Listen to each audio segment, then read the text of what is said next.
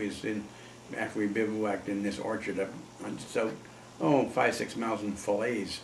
And I walked across this field, and all at once I come across a spot in the field where it had been dug up, and the sod was put back in perfect order.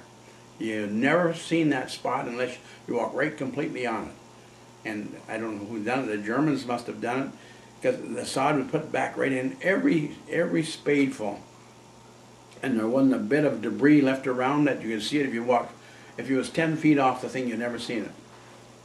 And it was about 12, 15, maybe 8, 16 foot square.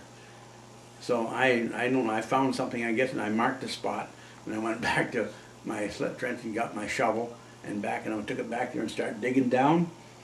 And I dug down about 3 feet. I dug down a little ways. I hit a layer of rock. Cleaned that out. Went down farther, another layer of rock. Went down farther, another layer of rock. So I dug up down about 3 feet, and I gave it up because, well, what's the good of that?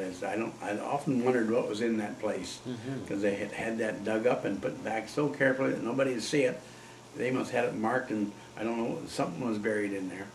But at the same time, I was going across that field, the same thing, heard a machine gun. Wow. I looked up quick, and here is a plane coming right straight for me, but it seemed awfully close, but it wasn't that close. And it was one of our own planes that just showing, I guess, like he wanted to make sure that when he was shooting, because the plane was going down, and he jumped out of the aircraft, and his parachute didn't open. It just fluttered down, and yeah, that was the end of him. Yeah. Oh yeah, such things as that.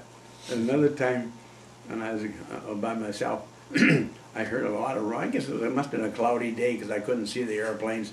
All this roaring up in the sky. I said, well, somebody's having must be a dog fight up there. And all at once I heard a loud boom.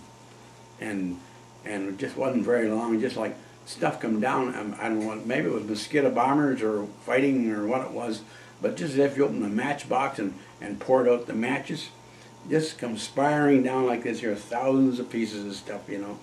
And you just wonder what, of course that's what happened. And there had to be planes up there fighting, because it was, you know, you hear them roaring away, and you couldn't see them because it was a cloudy day. If the name on that big shell today would be, for me, I guess I'm going to get it. You know, you just kind of talk back and forth a ways a bit. You don't.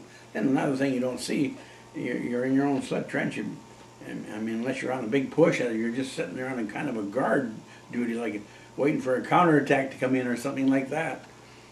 But and then it's going on, and mostly artillery duels and mortars and aircraft and things like that. Of course, the Germans didn't have many aircraft, but ours would win, you know, and shoot them. But a lot of static positions, but you don't want to get hit and get out of there. But boy, it's a kind of a blessing that you do survive and get out of it.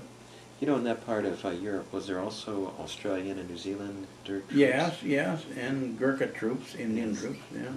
They were fierce fighters, them Gurkhas, boy. Yeah. They used to take and cut Germans' ears off and carry them around with them. Oh, wow. Yeah, and they had those, was it a Bowie knife they called them? Bowie knives? Yeah, then they pulled that out. They always, I don't know if it was true or not, but they said they always had to, they pulled that knife out, they always had to draw blood before they put it back in again. Just kind of a superstitious thing, I think, maybe, but that could have been just false, I don't know. But they were good troops. Yeah, they say they could sneak in at night and you'd never hear them. I guess, like you hear a lot of stories, but you can't say they're all true. I don't know.